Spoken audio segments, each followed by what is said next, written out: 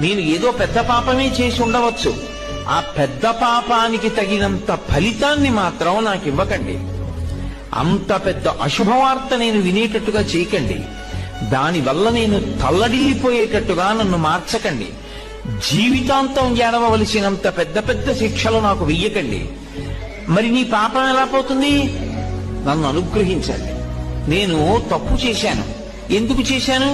మీరున్నారని తెలియక చేశాను ఒకప్పుడు ఆ పాపం. ఇప్పుడు తెలుసుకున్నాను మీరున్నారని, కాబట్టి నేను చెయ్యను. ఇప్పుడు నేను ప్రయత్నపూర్వకంగా ఏ తప్పు చెయ్యట్లేదు, కానీ అప్పుడు చేశాను.